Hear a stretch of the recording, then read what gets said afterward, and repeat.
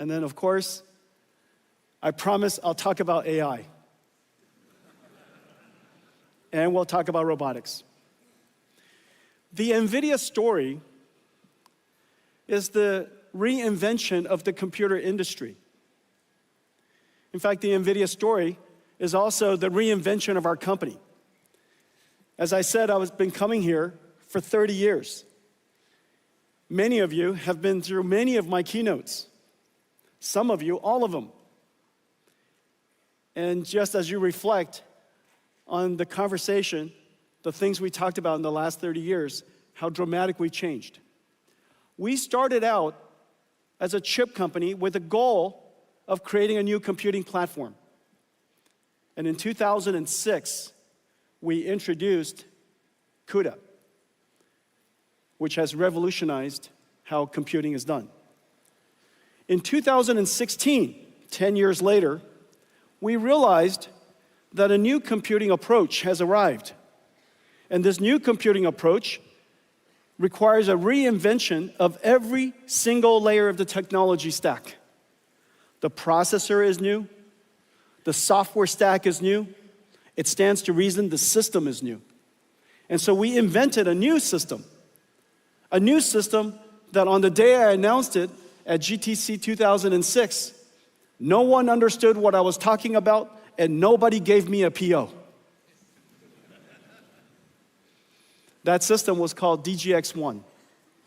DGX-1, I donated the first one to a nonprofit company called OpenAI. And it started the AI revolution. Years later, we realized that in fact, this new way of doing software, which is now called artificial intelligence, is unlike traditional ways of running software. Whereas many applications ran on a few processors in a large data center, we call that hyperscale. This new type of application requires many processors working together, serving queries for millions of people. And that data center would be architected fundamentally different. We realized there were two types of networks. One for north-south, because you still have to control the storage, you still have to have a control plane, you still have to connect to the outside. But the most important network was going to be east-west. The computers talking to each other to try to solve a problem. We recognized the best networking company in east-west traffic for high-performance computing, large-scale distributed processing, a company that was very dear to our company and very close to our heart, a company called Mellanox, and we bought them 5 years ago, 2019. We converted an entire data center into one computing unit. And you heard me say before, the modern computer is an entire data center. The data center is a unit of computing. No longer just a PC, no longer just a server. The entire data center is running one job. And the operating system would change. NVIDIA's data center journey is now very well known. Over the last 3 years, you've seen some of the ideas that we're shaping and how we are starting to see our company differently. No company in history, surely no technology company in history, has ever revealed a roadmap for 5 years at a time. No one would tell you what is coming next. They keep it as a secret, extremely confidential. However, we realized that NVIDIA is not a technology company only anymore. In fact, we are an essential infrastructure company. And how can you plan your infrastructure, your land, your shell, your power, your electricity, all of the necessary financing around all over the world? How would you possibly do that if you didn't understand what I was going to make? And so we described our company's roadmap in fair detail, enough detail that everybody in the world can go off and start building data centers. We realize now we are an AI infrastructure company. An infrastructure company that's essential all around the world. Every region, every industry, every company will build these infrastructures. And what are these infrastructure? These infrastructure, in fact, not unlike the first industrial revolution, when people realized, GE, Westinghouse, Siemens, realized that there was a new type of technology called electricity, and new infrastructure has to be built all around the world. And these infrastructure became essential part of social infrastructure. That infrastructure is now called electricity. Years later, this is during all of our generation, we realized there was a new type of infrastructure. And this new infrastructure was very conceptual, very hard to understand. And this infrastructure called information. This information infrastructure, the first time it was described, made no sense to anybody. But we now realized it is the internet. And every internet is everywhere, and everything is connected to it. Well, there's a new infrastructure now. This new infrastructure is built on top of the first two. And this new infrastructure is an infrastructure of intelligence. I know that right now, when we say there's an intelligence infrastructure, it makes no sense. But I promise you, in 10 years' time, you will look back and you will realize that AI has now integrated into everything. And in fact, we need AI everywhere. And every region, every industry, every country, every company, all needs AI. AI has now part of infrastructure. And this infrastructure, just like the internet, just like electricity, needs factories. And these factories are essentially what we build today. They're not data centers of the past, a $1 trillion industry providing information and storage, supporting all of our ERP systems and our employees. That's a data center of the past. This is similar in the sense that it came from the same industry. It came from all of us, but it's going to emerge as something completely different, completely separated from the world's data center. And these AI data centers, if you will, are improperly described. They are, in fact, AI factories. You apply energy to it, and it produces something incredibly valuable. And these things are called tokens. To the point where companies are starting to talk about how many tokens they produced last quarter and how many tokens they produced last month. Very soon, we'll be talking about how many tokens we produce every hour, just as every single factory does. And so the world has fundamentally changed. We went from a company, on the day that we started our company, I was trying to figure out how big our opportunity was in 1993. And I came to the conclusion, NVIDIA's business opportunity was enormous. $300 million.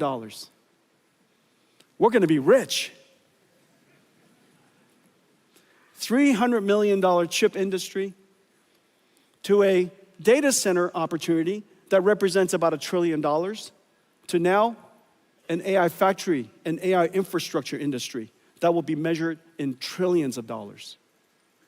And this is the exciting future that we're undertaking.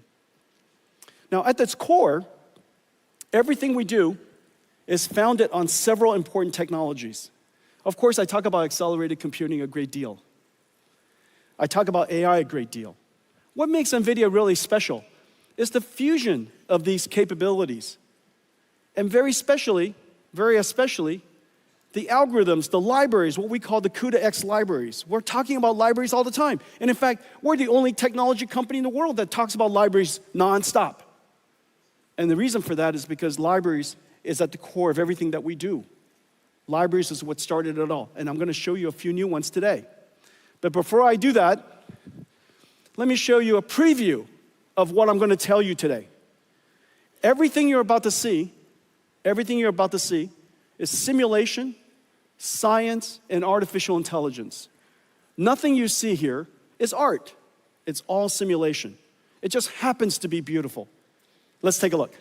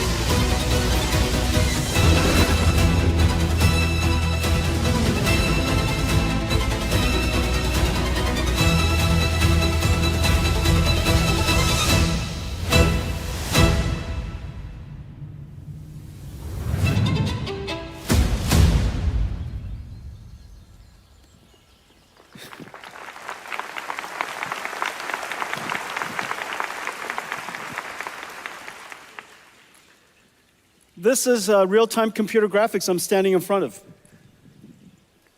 This is not a video, this is computer graphics. It's generated by GeForce. This is a brand new GeForce 5060, RTX 5060. And this is from ASUS. My good friend Johnny is in the front row. And this is from MSI. And we took this incredible GPU and we shrunk it in here. Does that make any sense? See, this is incredible. And so this is MSI's new laptop with 5060 in it. GeForce brought CUDA to the world.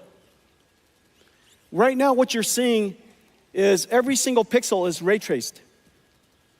How is that possible that we're able to simulate photon and deliver this kind of frame rate at this resolution? Well, the reason for that is artificial intelligence. We're only rendering 1 out of 10 pixels. So every pixel that you see, only 1 out of 10 is actually computed. The other 9, AI guessed. Does that make any sense? And it's perfect. It's completely perfect. It guessed it perfectly. Of course, the technology is called DLSS, neural rendering. It took us many, many years to develop. We started developing it the moment we started working on AI, so it's been a 10-year journey. And the advance in computer graphics has been completely revolutionized by AI. GeForce brought AI to the world. Now AI came back and revolutionized GeForce. So really, really amazing. Ladies and gentlemen, GeForce.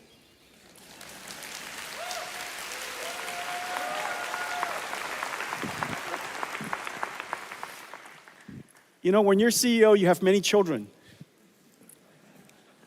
And GeForce brought us here. And now, all of our keynotes is 90% not GeForce. But it's not because we don't love GeForce. GeForce RTX 50 series just had its most successful launch ever, the fastest launch in our history. And PC gaming is now 30 years old. So that tells you something about how incredible GeForce is. Let's talk about libraries. At the core, of course, everything starts with CUDA. And by making CUDA as performant as possible, as pervasive as possible, so that the install base is all over the world, then applications can find a CUDA GPU quite easily. The larger the install base, the more developers want to create libraries.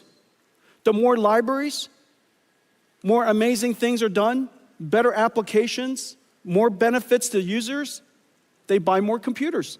The more computers, more CUDA. That feedback path is vitally important. However, accelerated computing is not general purpose computing. General purpose computing writes software, everybody writes it in, Python or C, and you compile it. The methodology for general purpose computing is consistent throughout. Write the application, compile the application, run it on a CPU. However, that fundamentally doesn't work in accelerated computing, because if you could do that, it would be called a CPU. What's the point of not just changing the CPU so you could write the software, compile the software, run it on a CPU? The fact that you would have to do something different is actually quite sensible. And the reason for that is because so many people worked on general purpose computing, trillions of dollars of innovation. How is it possible that all of a sudden a few widgets inside a chip and all of a sudden computers become 50 times faster, 100 times faster? That makes no sense. And so the logic that we applied is that we could accelerate applications if you understood more about it. You can accelerate applications if you were to create an architecture that are better suited to accelerate, to run at the speed of light, 99% of the runtime, and just even though it's only 5% of the code, which is quite surprising. Most applications, small parts of the code consumes most of the runtime. We made that observation, and so we went after one domain after another. I just showed you computer graphics. We also have numerics. This is CuPy numeric. This is CuPy is the most pervasive numerical library. Arial and Shona. Arial is the world's first GPU accelerated radio signal processing for 5G and 6G. Once we make it software-defined, then we can put on top of it AI. So now we could bring AI to 5G and 6G. Parabricks for genomics analysis, MO9 for medical imaging, Earth-2 for weather prediction, Quantum for quantum classical computer architectures and computer systems, equivariance and tensor, contraction of tensor mathematics, Megatron. This whole row, this whole column here consists of all of our deep learning and all of our libraries necessary for training as well as inference for deep learning. This revolutionized computing. And it all started with all these libraries. Not just CUDA, but cuDNN. On top of cuDNN, there was Megatron. Megatron, then TensorRT LLM, and then now lately, this brand new operating system for large AI factories, Dynamo. cuDF for data frames like Spark and SQL. Structured data can be accelerated as well. cuML, classical machine learning. Warp, a Pythonic framework for describing CUDA kernels, incredibly successful. cuOpt, mathematical operations, optimizations, things like traveling salesperson, the ability to optimize highly constrained, large number of variables, type of problems like supply chain optimization. This is an incredible success. I'm very excited about cuOpt, cuDSS and cuSparse for sparse structure simulators. Those are used for CAE and CAD, fluid dynamics, finite element analysis, incredibly important for EDAs and CAE industry. And then, of course, cuLitho, one of the most important libraries for computational lithography. Mask making could easily take a month. And that mask making process is extremely computationally intensive. And now with cuLitho, we could accelerate that computation by 50 times, 70 times. As a result, this is going to set the stage, open the world for applying AI to lithography in the future. We have great partners here. TSMC is using cuLitho quite extensively. ASML, Synopsys, excellent partners working with us in cuLitho. So the libraries themselves is what makes it possible for us, one domain of application after another domain of science, after another domain of physics, to be able to accelerate those applications. But it also opens up markets for us. We look at particular regions and particular markets and we say, that area could really be important to transform to the new way of doing computing. If general purpose computing, after all these years, has run its course, why hasn't it run its course in every single industry? So one of the most important industries, of course, is telecommunications. Just as the world's cloud data centers have now become software-defined, it stands to reason that telecommunication should also be software-defined. And so that's the reason why we've taken now some 6 years to refine and optimize a fully accelerated radio access network, RAN stack, that does incredible performance. For data rate per megawatt, or data rate per watt, we are now on par with the state-of-the-art ASICs. And so once we could do that, once we could achieve that level of performance and functionality, then after that we can layer on top AI. And so we have great partners here. You could see SoftBank and T-Mobile, Indosat and Vodafone are doing trials. Nokia, Samsung, Kyocera are working with us on the full stack. Fujitsu and Cisco are working on the systems. And so now we have the ability to introduce the idea of AI on 5G or AI on 6G along with AI on computing. We're doing that with quantum computing. Quantum computing is still at the noisy, intermediate scale quantum, called NISQ. However, there are many, many good applications we could already start to do. And so we're excited about that. We're working on a quantum classical or quantum GPU computing platform. We call it CUDA-Q, working with amazing companies around the world. GPUs could be used for pre-processing and post-processing, for error correction, for control. And so in the future, I predict that all supercomputers will have quantum accelerators, all have quantum QPUs connected to it. And so a supercomputer would be a QPU with QPUs and GPUs and some CPUs. And that would be the representation of a modern computer. So working with a lot of great companies in this area. AI. 12 years ago, we started with perception. AI models that can understand patterns, recognize speech, recognize images. That was the beginning. The last 5 years, we've been talking about generative AI, the ability for AI to not just understand, but to generate. And so it could generate from text to text. We use that all the time in ChatGPT. Text to images, text to video, video to text, images to text. Almost anything to anything, which is the really amazing thing about AI, that we've discovered a universal function approximator, a universal translator. It can translate from anything to anything else if we can simply tokenize it, represent the bits of information. Well, now we have reached a level of AI that's really important. Generative AI gave us one-shot AI.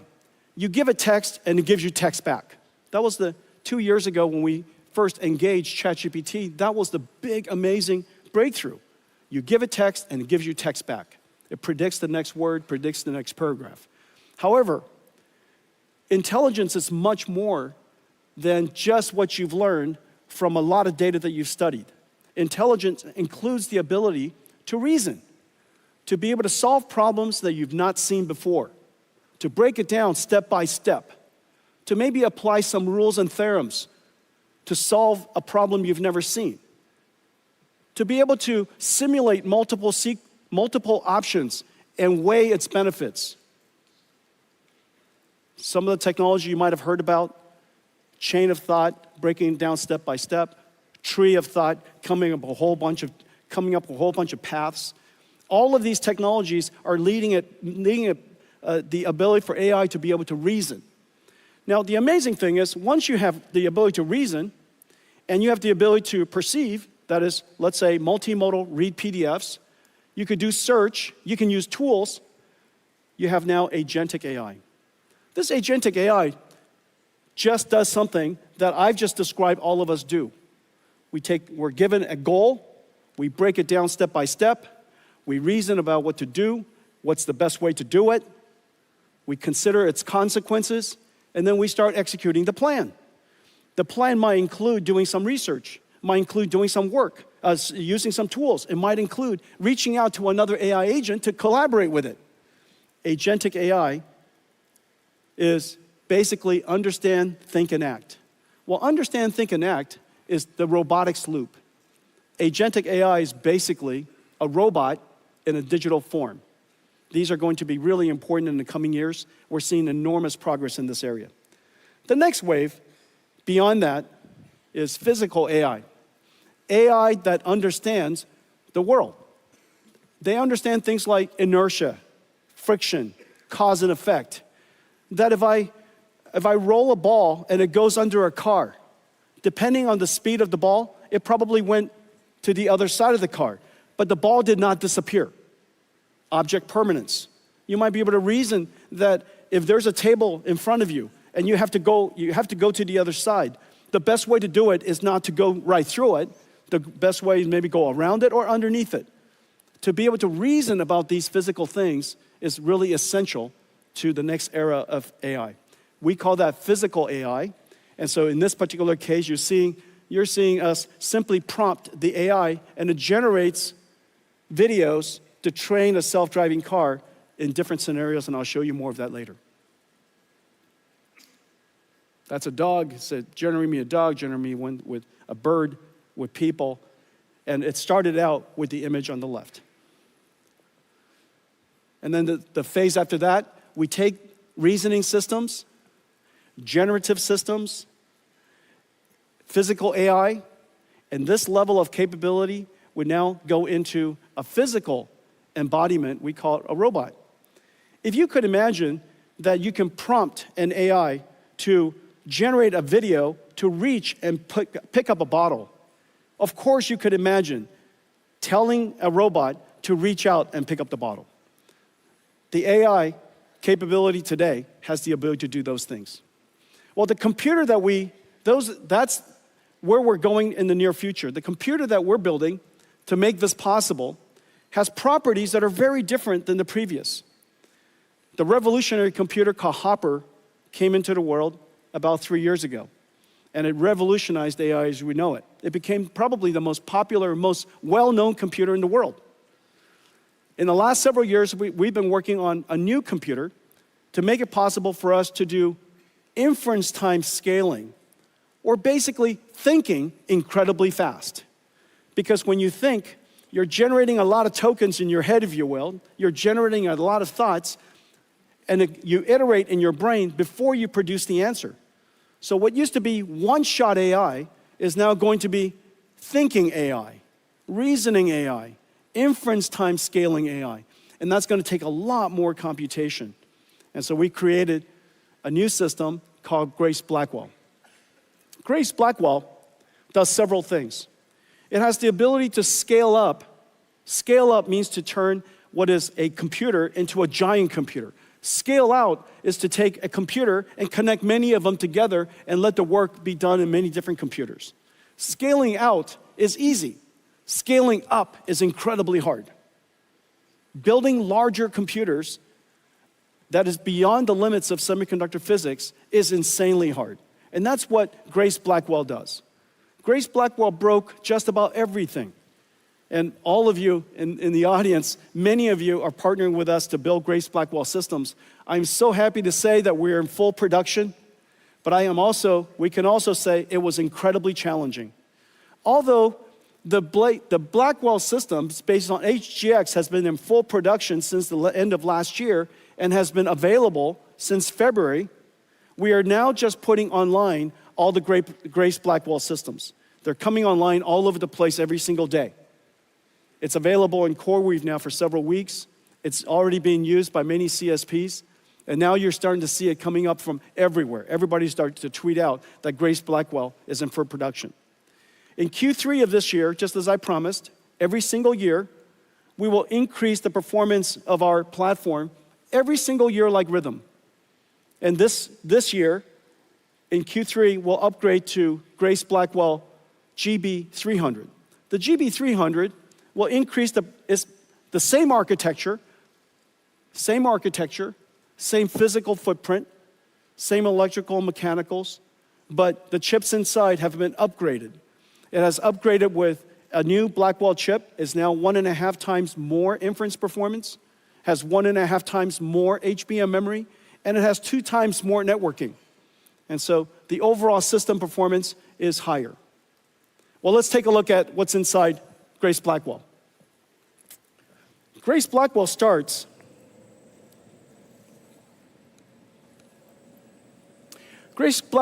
with this compute node. This compute node right here, this is one of the compute nodes. This is what the last generation looks like, the B200. This is what B300 looks like. Notice right here in the center, it's 100% liquid cooled now, but otherwise, externally, it's the same. You could plug it into the same systems and same chassis. And so this is the Grace Blackwell GB300 system. It's 1.5 times more inference performance. The training performance is about the same, but the inference performance is 1.5 times more. Now this particular system here is 40 petaflops, which is approximately the performance of the Sierra supercomputer in 2018. The Sierra supercomputer has 18,000 GPUs, Volta GPUs. This one node here replaces that entire supercomputer. 4,000 times increase in performance in 6 years. That is extreme Moore's law. Remember, I've said before that AI, NVIDIA has been scaling computing by about 1 million times every 10 years. And we're still on that track. But the way to do that is not just to make the chips faster. There's only a limit to how fast you can make chips and how big you can make chips. In the case of Blackwell, we even connected 2 chips together to make it possible. TSMC worked with us to invent a new CoWoS process called CoWoS-L that made it possible for us to create these giant chips. But still, we want chips way bigger than that. And so we had to create what is called NVLink. This is the world's fastest switch.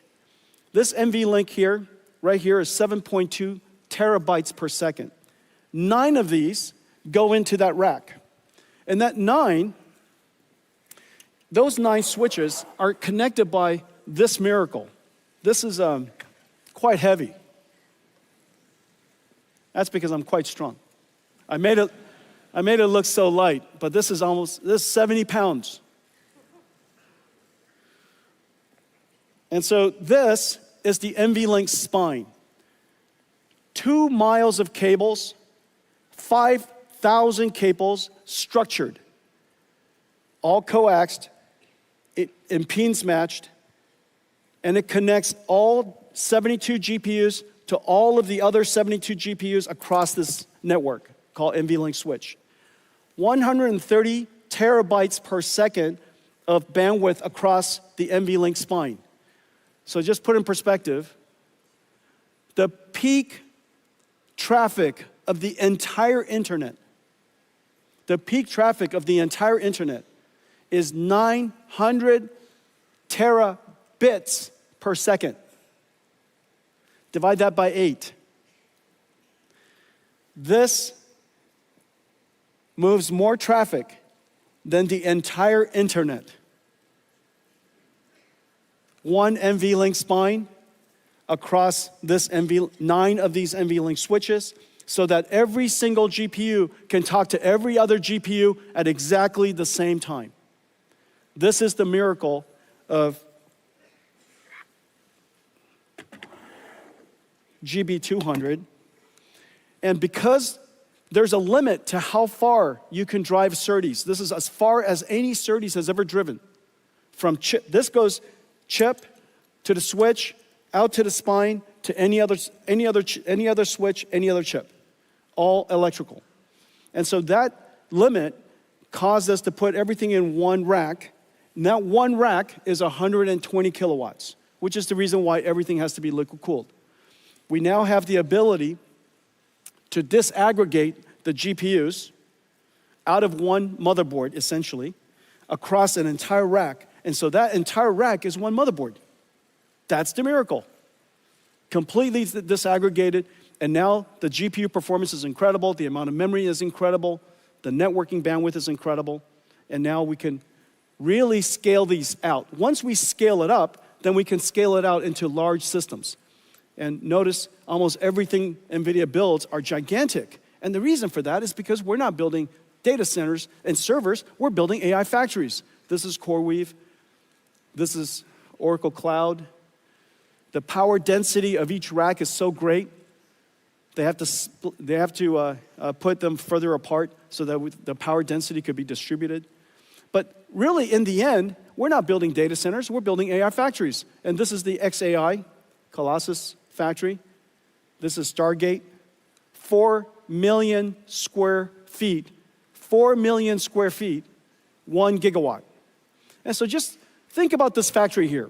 This 1 gigawatt factory is probably going to be about, 60 to 80 billion dollars. Out of that 60 to 80 billion dollars, the electronics, the computing part of it, these systems are 40, 50 billion dollars of it. And so these are gigantic factory investments. The reason why people build factories is because you know the answer. The more you buy,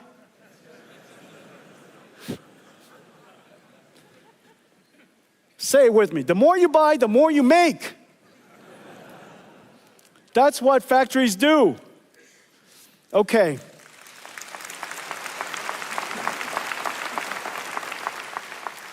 The technology is so complicated. And in fact, just looking at it here, you still cannot get the deep appreciation of the amazing work that's being done in all of our partners and all of the companies here in the audience in Taiwan. And so we made you a movie. I made you a movie. Take a look. Blackwell is an engineering marvel. It begins as a blank silicon wafer at TSMC. Hundreds of chip processing and ultraviolet lithography steps build up each of the 200 billion transistors, layer by layer on a 12-inch wafer. The wafer is scribed into individual Blackwell die, tested and sorted. separating the good dies to move forward. The chip-on-wafer on substrate process, done at TSMC, SPIL, and Amkor, attaches 32 Blackwell dies and 128 HBM stacks on a custom silicon interposer wafer.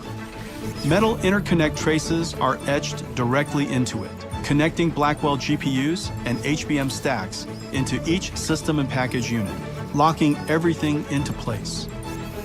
Then the assembly is baked, molded, and cured, creating the Blackwell B200 superchip. At KYEC, each Blackwell is stress-tested in ovens at 125 degrees Celsius and pushed to its limits for several hours. Back at Foxconn, robots work around the clock to pick and place over 10,000 components onto the Grace Blackwell PCB. Meanwhile, additional components are being prepared at factories across the globe. Custom liquid cooling copper blocks from Cooler Master, AVC, Auras, and Delta keep the chips at optimal temperatures. At another Foxconn facility, ConnectX-7 SuperNICs are built to enable scale-out communications, and Bluefield 3 DPUs to offload and accelerate networking, storage, and security tasks. All these parts converge to be carefully integrated into GB200 compute trays.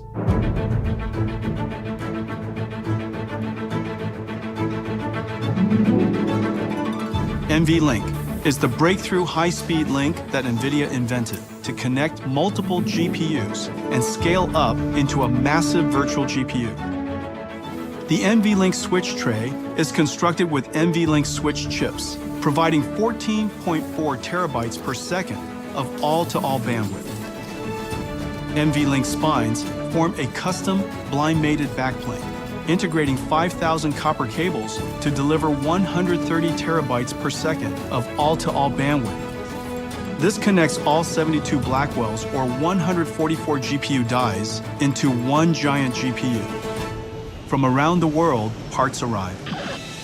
From Foxconn, Wistron, Quanta, Dell, Asus, Gigabyte, HPE, Supermicro, and other partners to be assembled by skilled technicians into a rack-scale AI supercomputer. In total, 1.2 million components, 2 miles of copper cable, 130 trillion transistors, weighing 1,800 kilograms.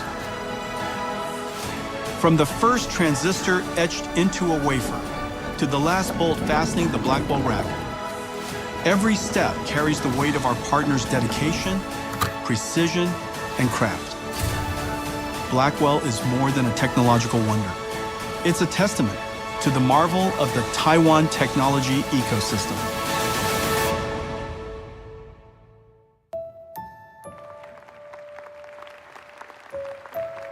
We couldn't be prouder of what we've achieved together.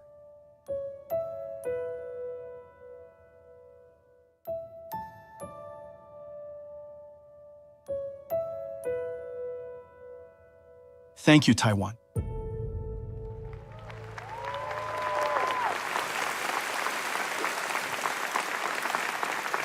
Thank you. Thank you. That was pretty incredible, right? But that was you. That was you. Thank you.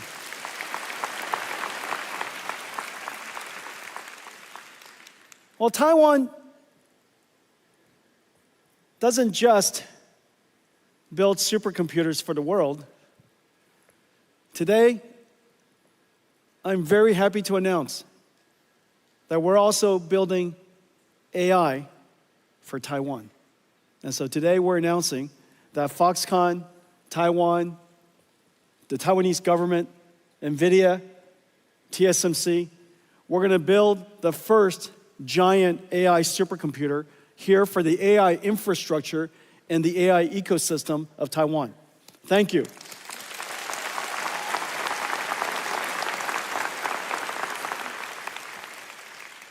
Is there anybody who needs an AI computer?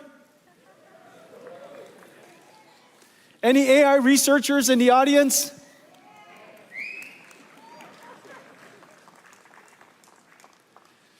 Every single student, every researcher, every scientist, every startup, every large established company, TSMC themselves does enormous amounts of AI and scientific research already. And so Foxconn does an enormous amount of work in robotics. I know that there are many other companies in the audience, I'm going to mention you in just a second, that are doing robotics research and AI research.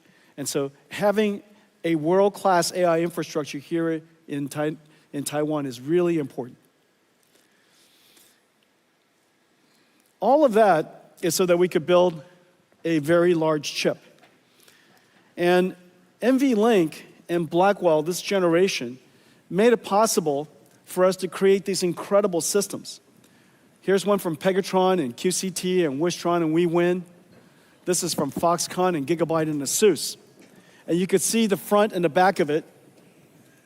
And its entire goal is to take these Blackwell chips that are, you could see how big they are, and turn it into one massive chip. Now, the ability to do that, of course, was made possible by NVLink. But it understates the complexity of the system architecture, the rich software ecosystem that connects it all together, the entire ecosystem of 150 companies that came together to build this. This architecture and the entire ecosystem in technology, in software, in industry has been the work of 3 years. This is a massive industrial investment. And now, we would like to make it possible for anybody who wants to build data centers. It could be a whole bunch of NVIDIA GB200s or 300s and accelerated computing systems from NVIDIA. It could be somebody else. And so today, we're announcing something very special. We're announcing NVIDIA NVLink Fusion. NVLink Fusion is so that you can build semi-custom AI infrastructure. Not just semi-custom chips, because those are the good old days. You want to build AI infrastructure. And everybody's AI infrastructure could be a little different. Some of you could have a lot more CPUs, and some of it could have a lot more NVIDIA GPUs, and some of it could be somebody's semi-custom ASICs. And those systems are so insanely hard to build. And they're all missing this one incredible ingredient. This incredible ingredient called NVLink. NVLink so that you could scale up these semi-custom systems and build really powerful computers. And so today we're announcing the NVLink Fusion. NVLink Fusion kind of works like this. This is the NVIDIA platform, 100% NVIDIA. You got NVIDIA CPU, NVIDIA GPU, the NVLink switches, the networking from NVIDIA called Spectrum-X or InfiniBand, NICs, network interconnects, switches, and all of the entire system, the entire infrastructure built end-to-end. Now, of course, you can mix and match it if you like, and we now today make it possible for you to mix and match it even at the compute level. This would be what you would do using your custom ASIC. And we have great partners I'll announce in a second who are working with us to integrate your special TPU or your special ASIC, your special accelerator. And it doesn't have to be just a transformer accelerator. It could be an accelerator of any kind that you would like to integrate into a large scale-up system. We create an NVLink chiplet. It's basically a switch that abuts right up to your chip. There's IP that will be available to integrate into your semi-custom ASIC. And then once you do that, it fits right into the compute boards that I mentioned, and it fits into this ecosystem of an AI supercomputer that I've shown you. Now, maybe what you would like is you would like to use your own CPU. You've been building your own CPU for some time, and maybe your CPU has built a very large ecosystem, and you would like to integrate NVIDIA into your ecosystem. And now we make it possible for you to do that. You could do that by building a your custom CPU. We provide you with our NVLink chip-to-chip interface into your ASIC.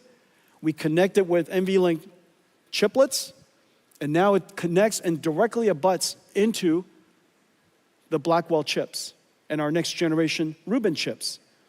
And again, it fits right into this ecosystem. This incredible body of work now becomes flexible and open for everybody to integrate into. And so your AI infrastructure could have some NVIDIA, a lot of yours. A lot of yours, you know, and a lot of CPUs, a lot of ASICs, maybe a lot of NVIDIA GPUs as well. And so in any case, you have the benefit of using the NVLink infrastructure and the NVLink ecosystem, and it's connected perfectly to Spectrum X. And all of that, you know, is industrial strength and has the benefit of an enormous ecosystem of industrial partners who have already made it possible. So this is the NVLink Fusion. Whether you buy completely from us, that's fantastic. Nothing gives me more joy than when you buy everything from NVIDIA. I just want you guys to know that. But it gives me tremendous joy if you just buy something from NVIDIA.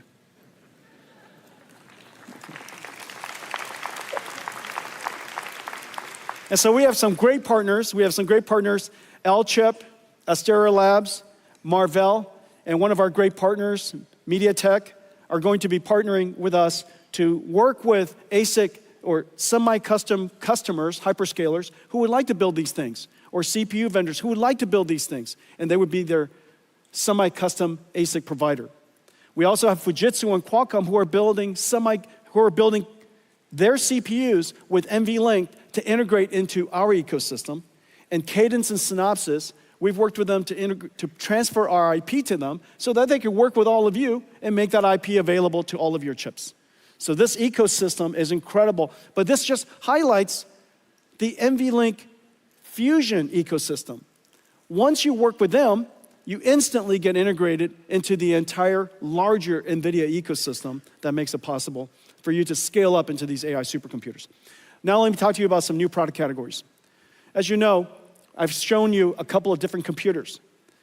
However, in order to serve the vast majority of the world, there are still some computers that are missing.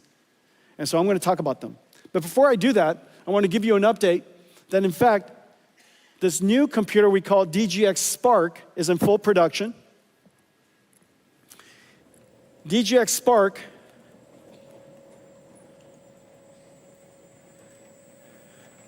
will be ready, will be available shortly, probably in a few weeks. We have tremendous partners working with us: Dell, HPI, ASUS, MSI, Gigabyte, Lenovo. Incredible partners working with us. And this is the DGX Spark. This is actually a production unit. This is our version. However, our partners are building a whole bunch of different versions. This is designed for AI native developers. If you're a developer, you're a student, you're a researcher, and you don't want to keep opening up the cloud and getting it prepared, and then when you're done scrubbing it, okay? But you would just like to have your own, basically your own AI cloud sitting right next to you, and it's always on, always waiting for you. It allows you to do your prototyping, early development, and this is what's amazing. This is DGX Spark. It's 1 petaflops and 128 gigabytes. In 2016, when I delivered DGX1, this is just the bezel. I can't lift the whole computer. It's 300 pounds. This is DGX1. This is 1 petaflops and 128 gigabytes. Of course, this is 128 gigabytes of HBM memory, and this is 128 gigabytes of LPDDR5X. The performance is, in fact, quite similar. But what's most important is that the work that you could work on this is the same work you could do here. It's an incredible achievement over just the course of about 10 years. Okay, so this is DGX Spark for anybody who would like to have their own AI supercomputer. And it's, I'll let all of our partners price it for themselves, but one thing for sure, everybody can have one for Christmas. Okay.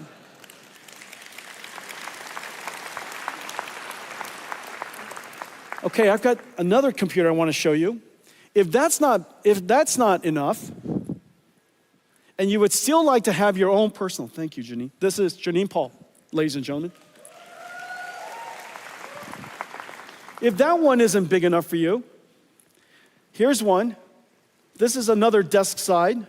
This is also going to be available from Dell and HPI, ASUS, Gigabyte, MSI, Lenovo. It'll be available from Box, from Lambda, amazing workstation companies. And this is going to be your own personal DGX supercomputer.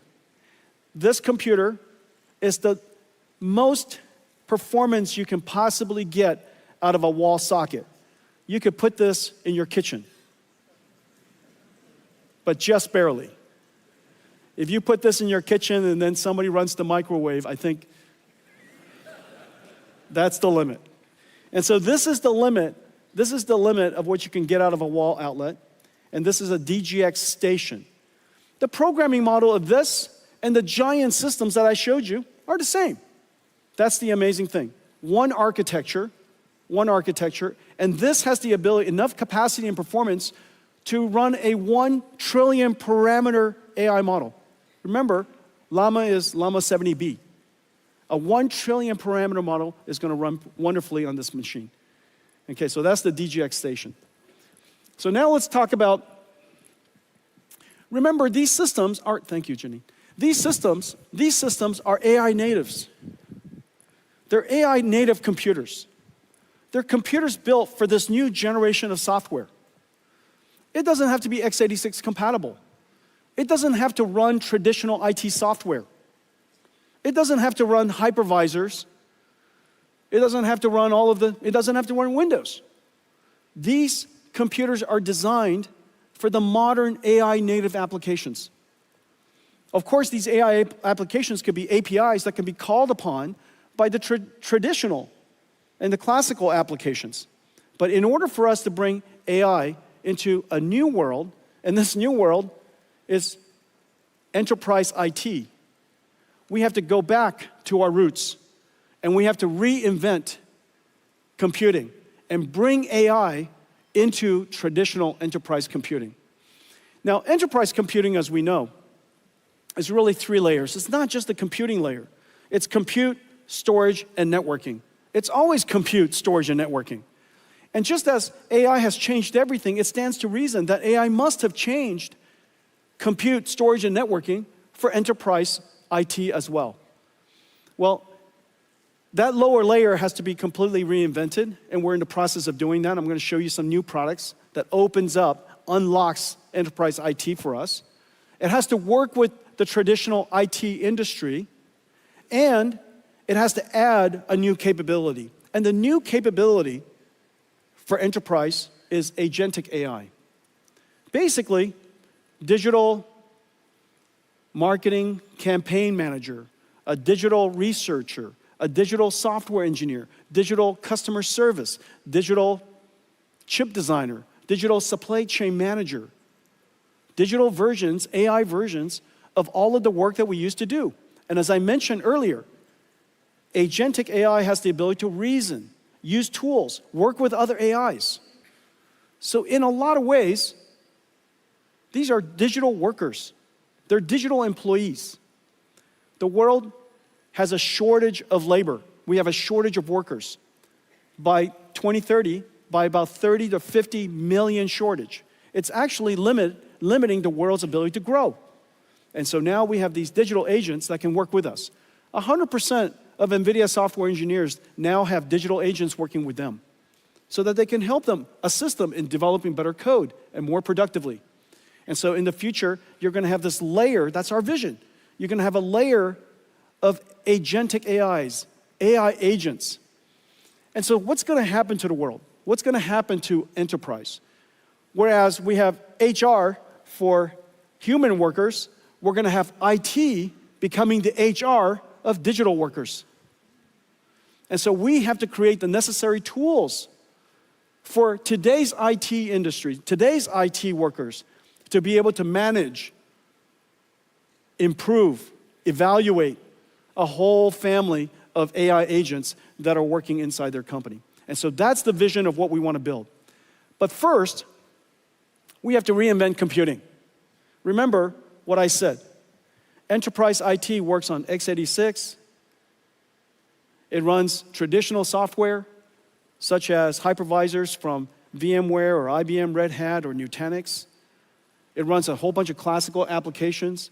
And we need to have computers that do the same thing while it adds this new capability, called Agent AI. And so let's take a look at that.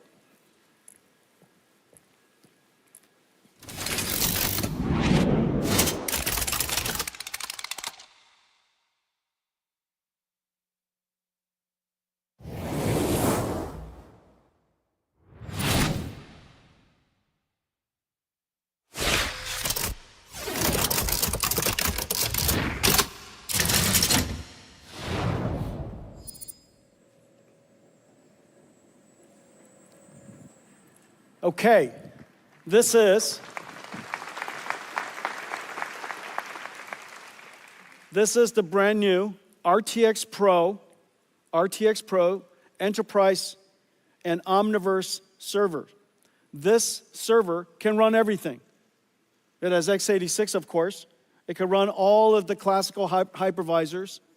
It runs Kubernetes in those hypervisors. So the way that your IT department wants to manage your network and how they want to manage your clusters and orchestrate workload works exactly the same way.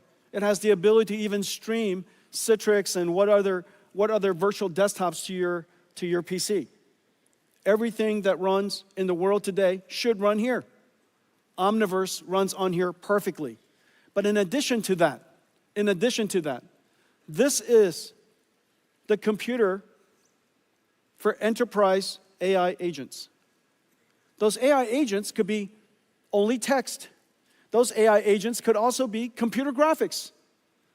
Little TJs, coming to you, little toy Jensens coming to see you, helping you do work.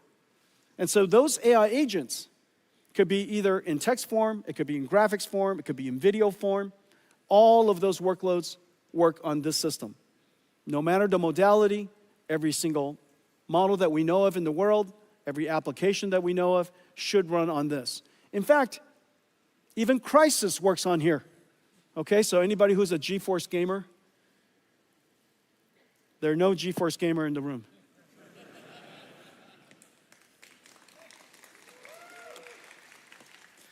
Okay, what connects these 8 GPUs, the new Blackwell RTX Pro 6000s, is this new motherboard. This new motherboard is actually a switched network. CX8 is a new category of chips. It's a switch first, networking chip second. It's also the most advanced networking chip in the world. This is now in volume production, CX8. In the CX8, you plug in the GPUs. The CX8s are in the back. PCI Express connected here. CX8 communicates between them. And the networking bandwidth is incredibly high at 800 gigabits per second. And this is the transceiver that plugs into here.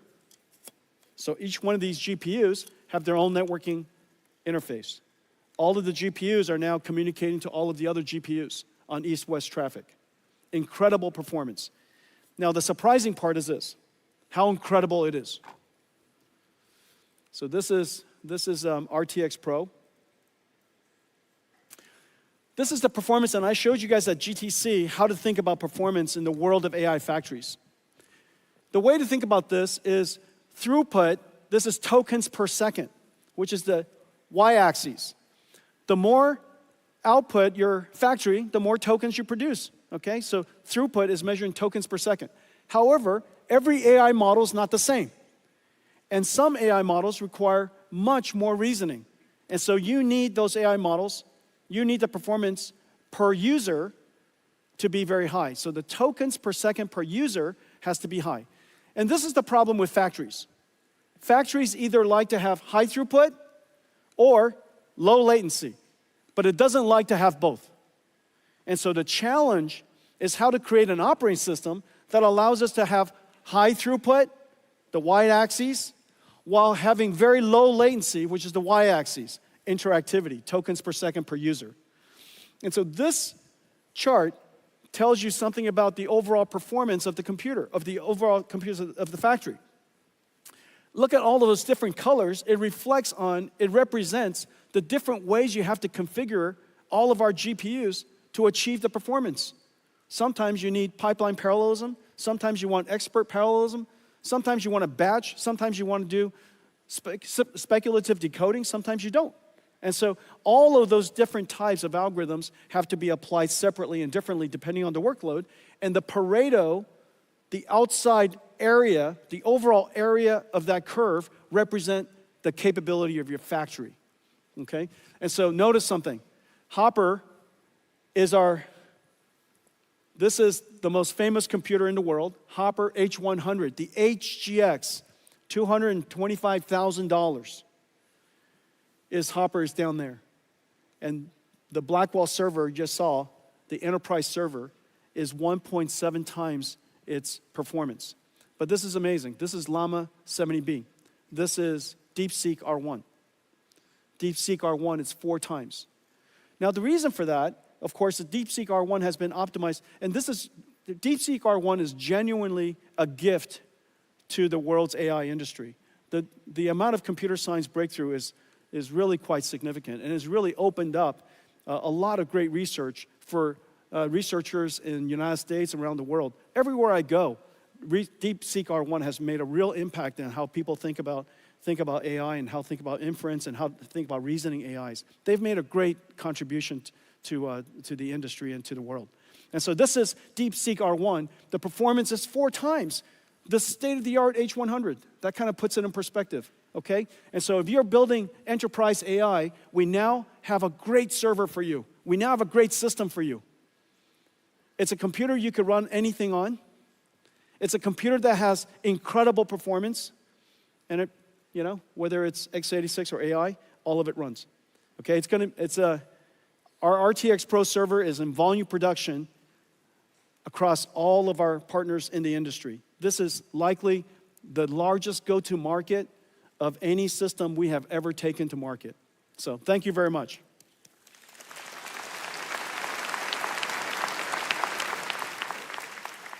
The compute platform is different. The storage platform is different. And the reason for that is because humans query structured databases like SQL. People query structured databases like SQL. But AI wants to query unstructured data. They want semantic, they want meaning. And so we have to create a new type of storage platform. And this is the NVIDIA AI Data Platform. On top, just as SQL servers, SQL software, and file storage software from your storage vendors that you work with, there's a layer of very complicated software that goes with storage. Most storage companies, as you know, is mostly a software company. That software layer is incredibly complicated. And so on top of a new type of storage system is going to be a new query system we call IQ, NVIDIA AIQ or IQ. And it's really state-of-the-art, it's fantastic. And working with basically everybody in the storage industry. Your future storage is no longer CPUs sitting on top of a rack of storage. It's going to be GPUs sitting on top of a rack of storage. And the reason for that is because you need the system to embed, find the meaning in the data, in the unstructured data, in the raw data. You have to index, you have to do the search, and you have to do the ranking. So that process is very compute intensive. And so most storage servers in the future will have a GPU computing node in front of it. It's based on the models that we create. Almost everything that I'm about to show you starts with great AI models. We create AI models. We put a lot of energy and technology into post-training of open AI models. We post-train these AI models with data that is completely transparent to you. It is safe and secure data, and it's completely okay to use to train, and we make that list available to you to see. And so it's completely transparent. We make the data available to you. We post-train the models, and our post-trained model performance is really incredible. It's right now, downloadable open source reasoning model. The Llama Nemotron reasoning model is the world's best. It's been downloaded tremendously. And also, we also surround it with a whole bunch of other AI models so that you can do what is called IQ, the retrieval part of it. It's 15 times faster than what's available out there, 50% better query results. And so these models are available, all available to you. It's blueprints are, the IQ blueprint are open source. And we work with the storage industry to integrate these models into their storage stack, their AI platform. This is vast. This is what it looks like. I'm not going to go into it. I just want to give you a texture of the AI models that are integrated into their platform. Let's take a look at what VAST has done. Agentic AI changes how businesses use data to make decisions. In just 3 days, VAST built a sales research AI agent using the NVIDIA IQ blueprint and its accelerated AI data platform. Using NeMo Retriever, the platform continuously extracts, embeds, and indexes data for fast semantic search. First, the agent drafts an outline, then taps into CRM systems, multimodal knowledge bases, and internal tools. Finally, it uses Llama Nematron to turn that outline into a step-by-step sales plan. Sales planning that took days now starts with an AI prompt and ends with a plan in minutes. With VAST's accelerated AI data platform, organizations can create specialized agents for every employee.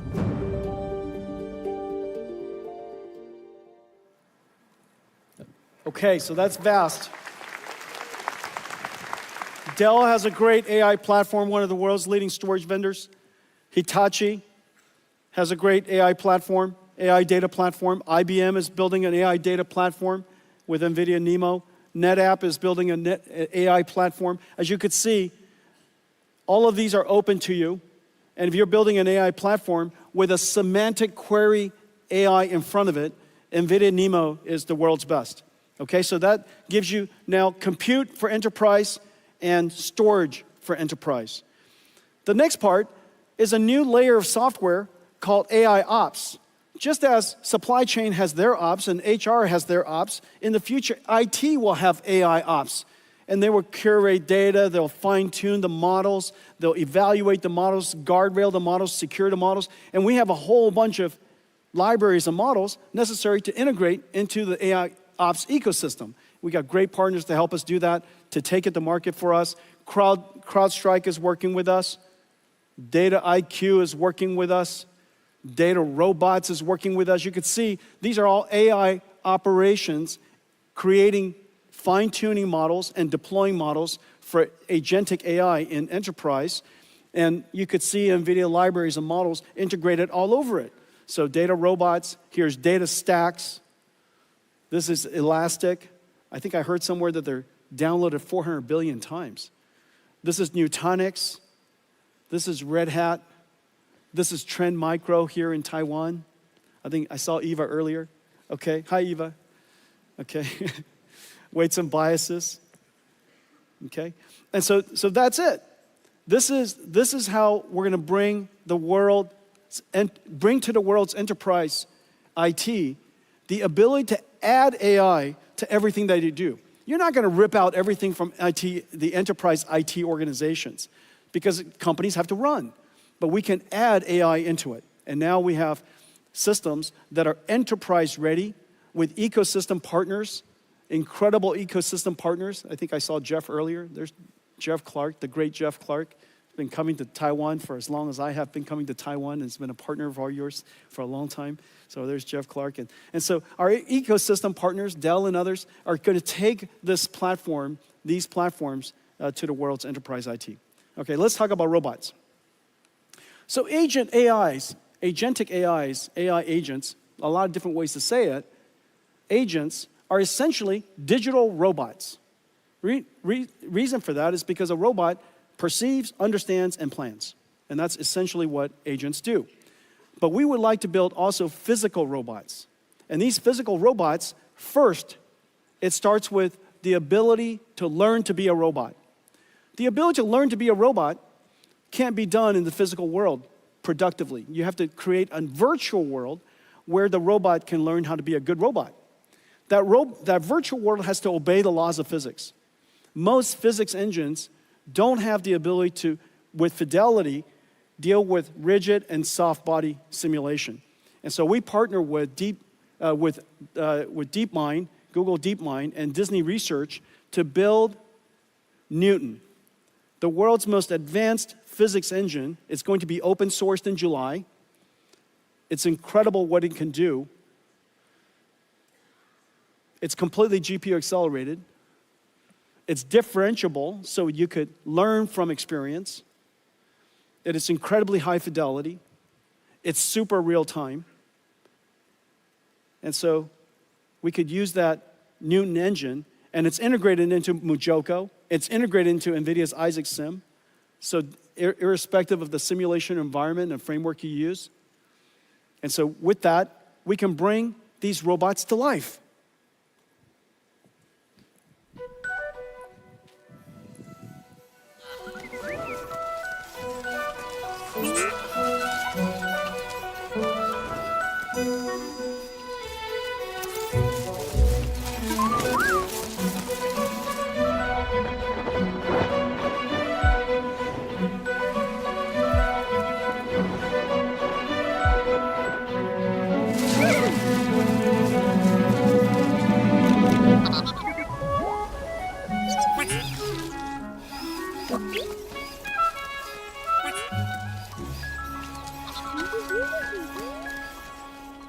Who doesn't want that?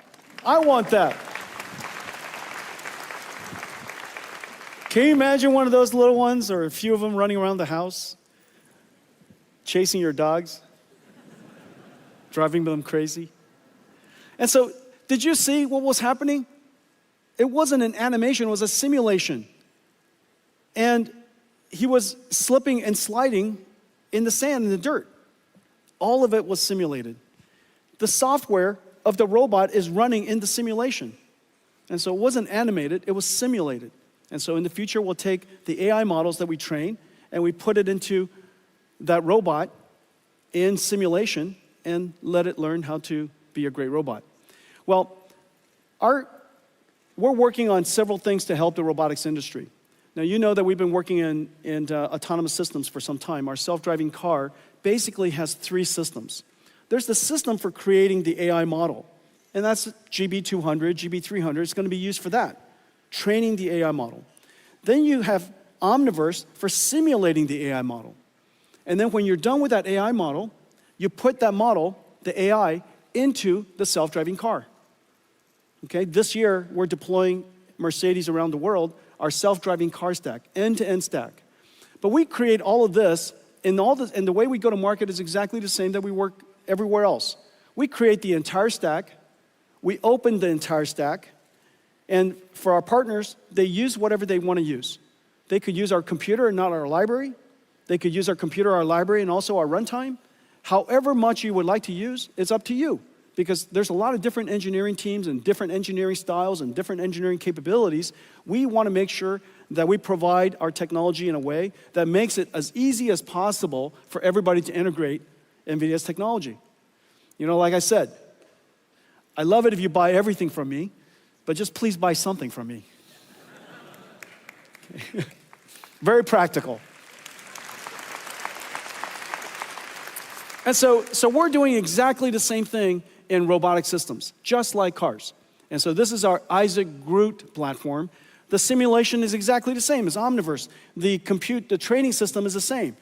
When you're done with the model, you put it inside this Isaac GR00T platform. And Isaac GR00T platform starts with a brand new computer called Jetson Thor. This is just started in production. It is an incredible processor. Basically, a robotic processor goes to self-driving cars, and it goes into a humanoid robotic system. On top is an operating system we call NVIDIA Isaac. The NVIDIA Isaac operating system is the runtime. It does all of the neural network processing, the sensor processing, pipelines all of it, and deliver actuated results. And then on top of it, pre-trained models that we created with an amazing robotics team that are pre-training these models.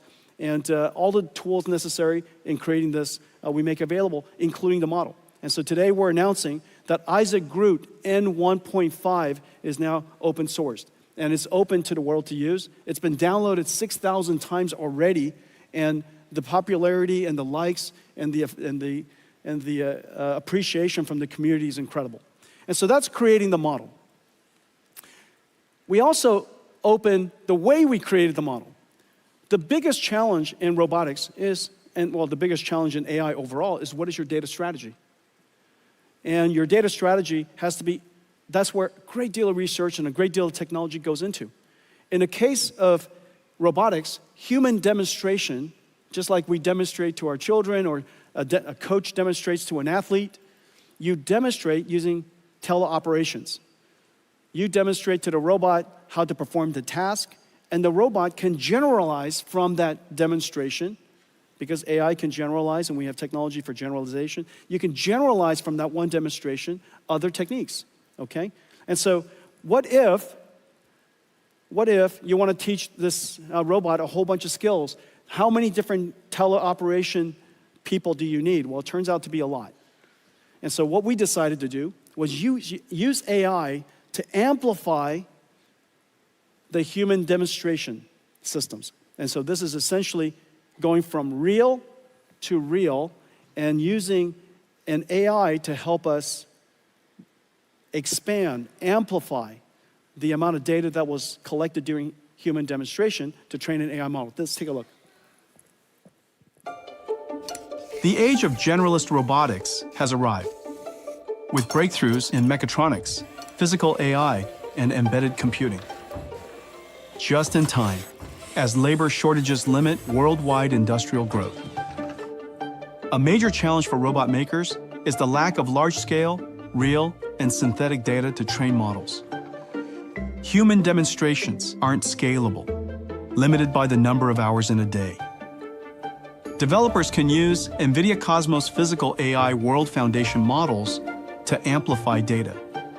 GR00T Dreams is a blueprint built on Cosmos for large-scale synthetic trajectory data generation, a reel-to-reel data workflow. First, developers fine-tune Cosmos with human demonstrations recorded by teleoperation of a single task in a single environment. Then, they prompt the model with an image and new instructions to generate dreams, or future world states.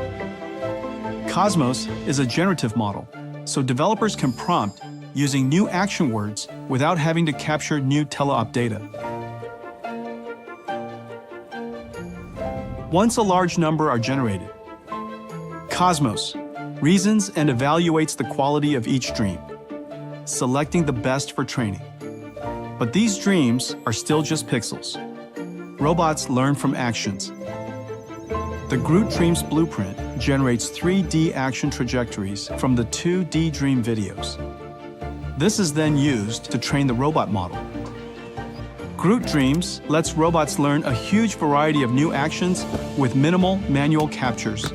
So a small team of human demonstrators can now do the work of thousands.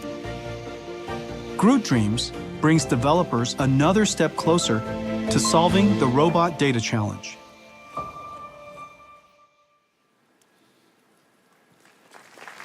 Is that great?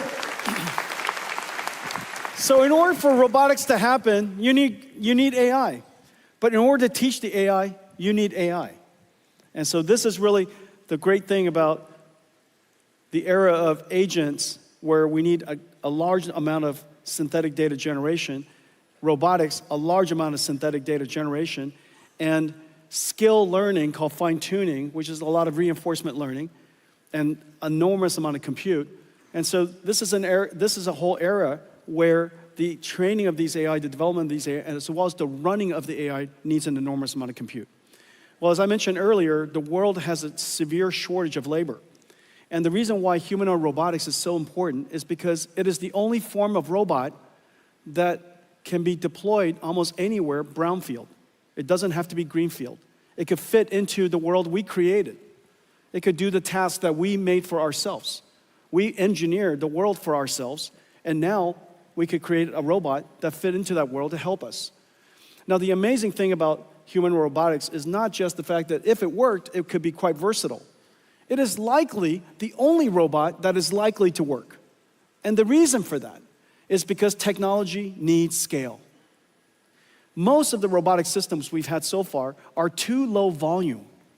And those low volume systems will never achieve the technology scale to get the flywheel going far enough, fast enough, so that we're willing to dedicate enough technology into it to make it better. But human or robot, it is likely to be the next multi-trillion-dollar industry. And the technology innovation is incredibly fast. And the consumption of computing and data centers, enormous. But this is one of those applications that needs 3 computers. One computer is an AI for learning. One computer is a simulation engine where the AI can learn how to be a robot in a virtual environment, and then also the deployment of it. Everything that moves will be robotic. As we put these robots into the factories, remember, the factories are also robotic. Today's factories are so incredibly complex. This is Delta's manufacturing line, and they're getting it ready for a robotic future. It is already robotics and software defined, and now in the future there will be robots working in it. In order for us to create robots and design robots that operate as a fleet, as a team, working together in a factory that is also robotic, we have to give it omniverse to learn how to work together. And that digital twin, you now have a digital twin of the robot, you have a digital twin of all of the equipment, you're going to have digital twin of the factory. Those nested digital twins are going to be part of what Omniverse is able to do. This is Delta's digital twin. This is WeWin's digital twin. Now, while you're looking at this, if you look at it too closely, you think that it's in fact photographs. These are all digital twins. They're all simulations. They just look beautiful. The image just looks beautiful, but they're all digital twins. This is Pegatron's digital twin. This is Foxconn's digital twin. This is Gigabyte's digital twin. This is Quanta's. This is Wistron's. TSMC is building a digital twin of their next fab. As we speak, there are $5 trillion of plants being planned around the world. Over the next 3 years, $5 trillion of new plants. Because the world is reshaping, because reindustrialization moving around the world, new plants are being built everywhere. This is an enormous opportunity for us to make sure that they build it well and cost effectively and on time.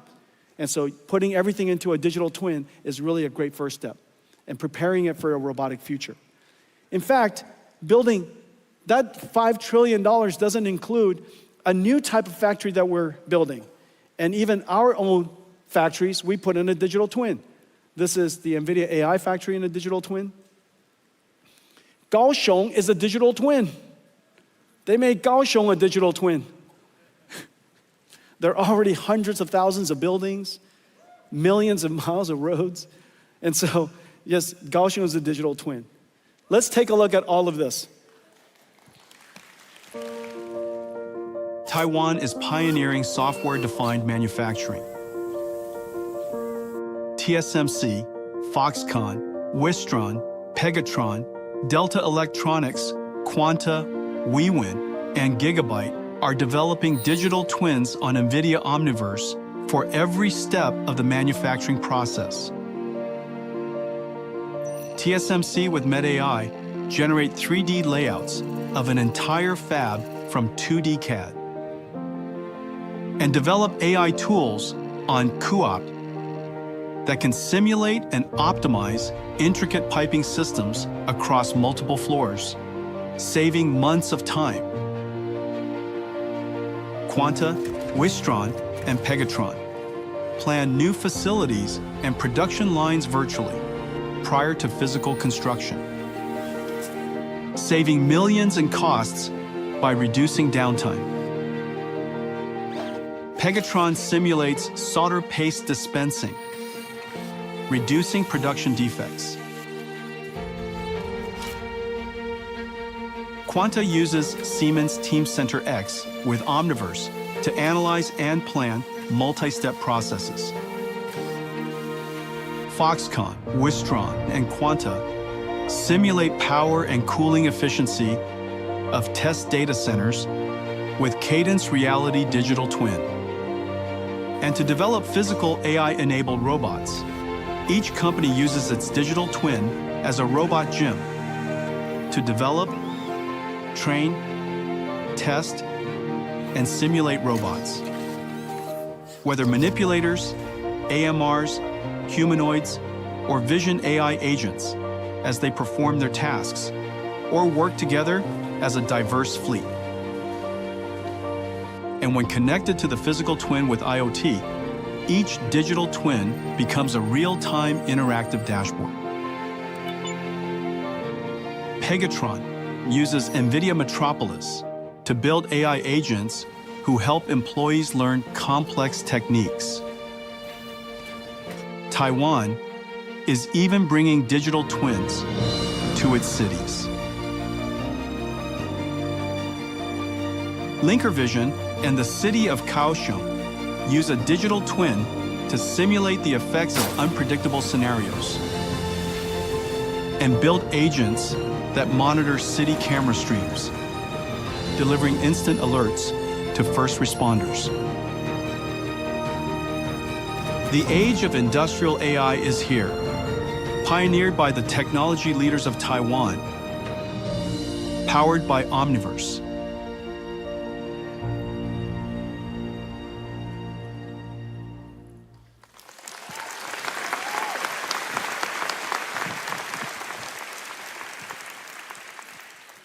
My entire keynote is your work.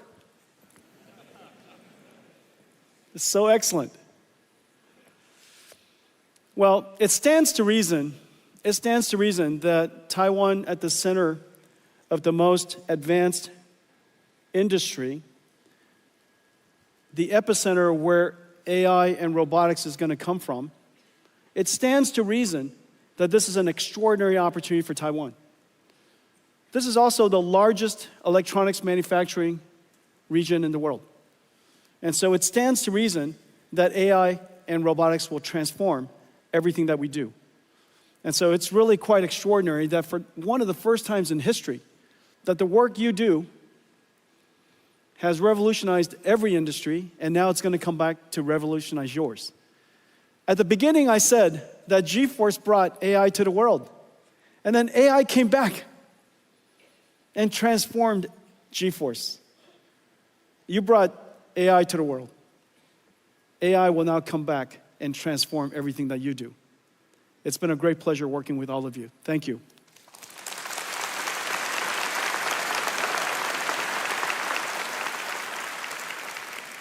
I have a new product. I announced several products already today, but I have a new product to announce. We've been building out in Space Dock for some time. And I think it's time for us to reveal one of the largest products that we've ever built. And it's parked outside waiting for us. Let's see how it goes.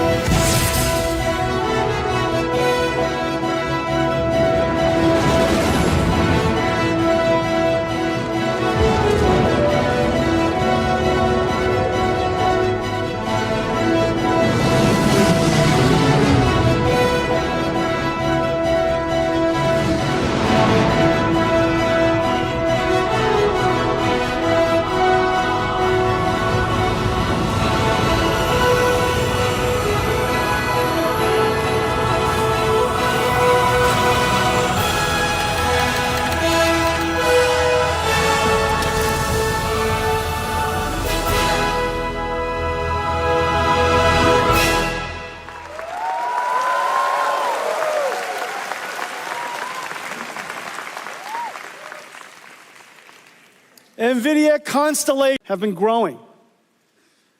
And so we are growing beyond the limits of our current office.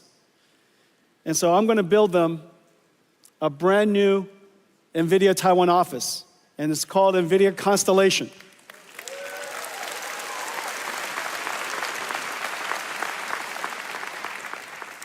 We've also been selecting the sites. We've been selecting the sites, and all of the mayors and all the different cities have been very kind to us. And I think we got some nice deals. I'm not sure. It seems quite expensive. But prime real estate is prime real estate. And so today, I'm very pleased to announce that NVIDIA Constellation will be at Beitou Shiling.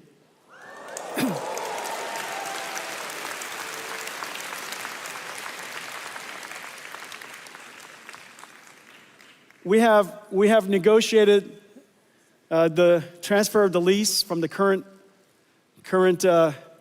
owners of that lease. However, I understand that in order for the mayor to approve that lease, he wanted to know whether the people of Taipei approve of us building a large, beautiful NVIDIA Constellation here. Do you?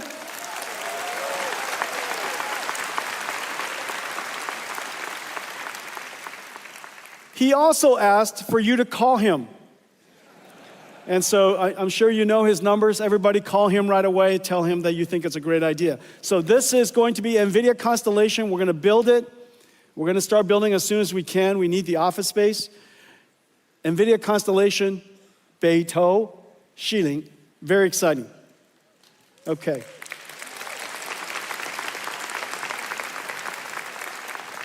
Well, I want to thank all of you.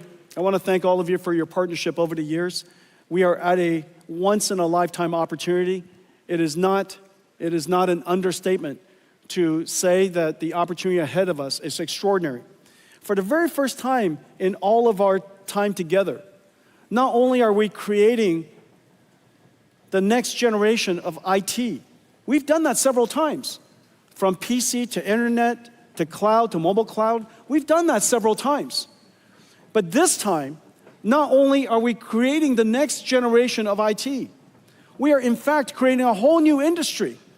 This whole new industry is going to expose us to giant opportunities ahead.